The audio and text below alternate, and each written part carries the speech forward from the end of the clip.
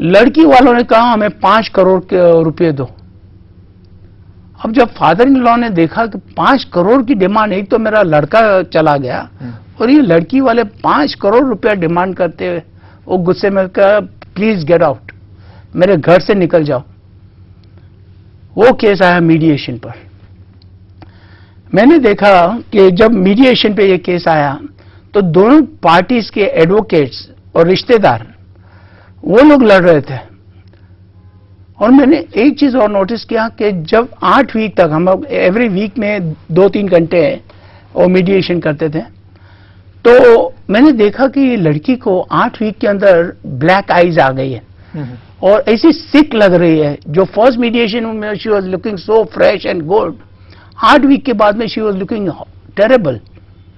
तो हम लोगों ने सोचा, मेरे और एक मेरा दूसरा को मीडिएटर था, वेरी एक्सपीरियंस को मीडिएटर, हम लोगों ने सोचा कि we should have private session with the parties only, मतलब दो father in law and daughter in law, yes, and will ask politely for everybody to go out of the room. जब दोनों पार्टी साथ में थे, खाली father in law and daughter in law, तो हमने कहा कि हमको प्राइवेट सेशन करना है 1 से, ऐसे। तो फादर इन लॉ कहा कि मुझे तो कुछ कहना नहीं है, जो भी कहना है मेरी डॉटर इन लॉ से पूछो। तो डॉटर इन लॉ जब सामने आई, उसको खाली इतना से मैंने कहा what is happening to you, तुम्हें क्या हो रहा है। वो झर रोने लगी और कहने लगी, बाद में जब वो ठीक ठाक थोड़ा पानी वानी पिलाए तो उसने बोली कि ये फादर इन लॉ मुझसे इतना प्यार दिया है मुझे कि 24 साल मेरी लाइफ के अंदर मेरे पेरेंट्स ने इतना लव नहीं दिया है जो मेरे फादर इन लॉ ने दिया है। आज मैं उनसे आंख नहीं मिला सकती हूं। तो फिर हमने कहा तुम्हें क्या चाहिए? बोले मुझे कुछ ये 5 करोड़ वगैरह नहीं चाहिए, मुझे एक छोटा सा 1 बेडरूम हॉल किचन का फ्लैट चाहिए। मैं मुंबई में गाड़ी नहीं चला सकती हूँ, मुझे एक गाड़ी चाहिए, एक ड्राइवर चाहिए और मुझे स्टार्टिंग में 25,000 रुपये चाहिए ताकि मैं मेरी प्रैक्टिस शुरू कर सकूँ, ये पेट्रोल के बिल्स वगैरह भर सकूँ। हमने पूछा और कुछ चाहिए? बोले और कुछ नहीं चाहिए। हमने फिर फादर इन लॉ को बुलाया और एक तरीका हमारा वो है, हम लोग ट्रांसपोज करते हैं। जब फादर इन लॉ उधर आए, ट्रांसपोज का मतलब मैं आपको समझाता हूं कि फादर इन लॉ से हमने कहा कि आप ये नहीं सोचो कि ये आपकी डॉटर इन लॉ है, आप समझो कि ये आपकी डॉटर है, और अगर आपकी डॉटर के साथ में ये सदमा होता तो आप क्या करते? तो फादर इन लॉ कहा कि मैं एक फ्लैट तो मांगता उससे। तो हमने कर दिया कि एक फ्लैट तो होगा। तो आपकी डॉटर तो गाड़ी चलाना भी नहीं जानती है बॉम्बे के अंदर। हाँ नहीं, एक ड्राइवर और एक कार तो। फिर आपकी लड़की तो कमाती नहीं है, अभी तो कमाना शुरू करेगी। तो बोले मैं 50,000 रुपये दूंगा।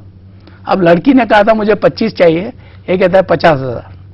हम लोगों ने सब पार्टीज को वापस बुलाए, ने बताया कि इस तरह से प्राइवेट सेशन के अंदर आप लोग जाइए और इसके ऊपर सोचिए कि ये सही है या गलत है।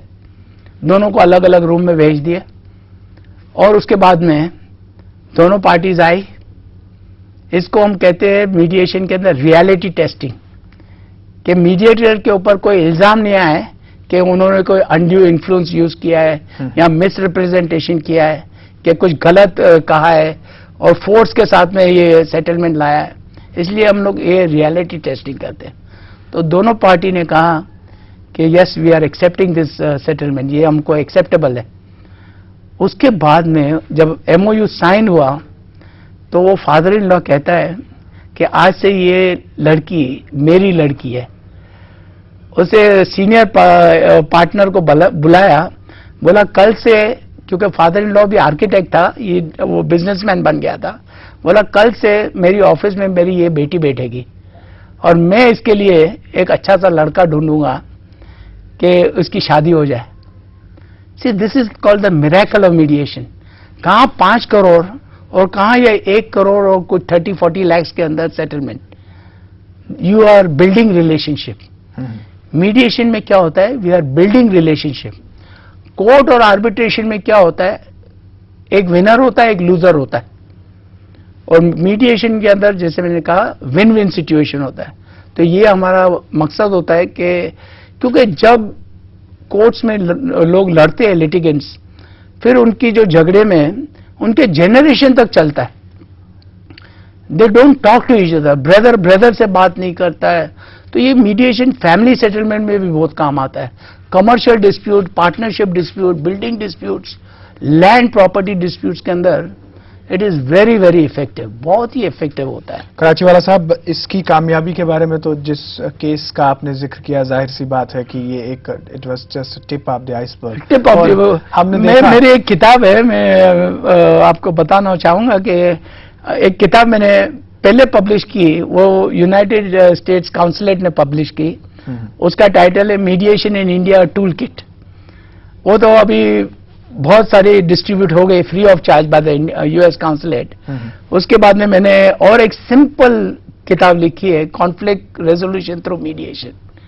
वो तो आम आदमी भी पढ़ के वो कर सकता है। और दूसरी एक इंपॉर्टेंट बात मैं कहना चाहूंगा कि लॉयर बनना जरूरी नहीं है मीडिएटर बनने के लिए। कोई भी इंसान अगर ये ट्रेनिंग ले ले तो वो मीडिएटर बन सकता है। वो अपने फैमिली डिस्प्यूट सॉल्व कर सकता है, वो अपने दोस्तों के डिस्प्यूट सॉल्व करता है, वो अपने वर्क प्लेस के अंदर जहां वो काम करता है वहां के डिस्प्यूट सॉल्व कर सकता है। इसलिए मीडिएशन कॉर्पोरेट्स के लिए, बैंक्स के लिए बहुत एसेंशियल हो गया है। इंफॉर्मेटिव। इसके अलावा देखें तो जैसे कि आपने खुद कहा इसकी सक्सेस के बारे में, और आपने अभी एक शब्द जो इस्तेमाल किया वो था मीडिएशन टूल्स। तो क्या स्किल्स हैं मीडिएशंस के, कैसे करते हैं ये सब? और आपने मिरेकल भी कहा, तो जाहिर सी बात है कोई मैजिशियन और मिरेकल ट्रिक होगी, तो कैसे करते हैं ये सब? ये देखो, पहले तो इसके जो टूल्स है, एक तो लिसनिंग स्किल्स, कि उसके लिसनिंग स्किल्स बहुत शार्प होनी चाहिए, उसका ऑब्जर्वेशन बड़ा अच्छा होना चाहिए, he should be alert all the time. Second thing is communication skills. Third thing is option generation.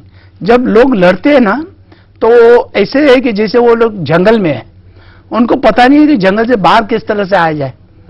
Mediator जो होता है वो अबव द जंगल होता है, उसको पता है कौन से रास्ते से ये पार्टीज को बाहर निकाला जाए। तो उस तरह से वो अपने स्किल्स और टूल्स यूज करके, जैसे कि मैंने बताया कि ट्रांसपोज करना, प्लेंटिव को डिफेंडेंट बनाना, डिफेंडेंट को प्लेंटिव बनाना और बोलना कि देखो अभी आप ये पोजीशन में हो तो क्या कर सकते हो। तो इस तरह के टूल्स यूज करने में आते हैं। रिफ्रेमिंग, कोई किसी को कहेगा कि ये ड्रंकर्ड है तो वो पार्टी गुस्से में आ जाएगी कि इसने मुझे ड्रंकर्ड कहा, तो हम उसको रिफ्रेम कर देते हैं कि I know you are angry but what you mean is he is taking hard drinks.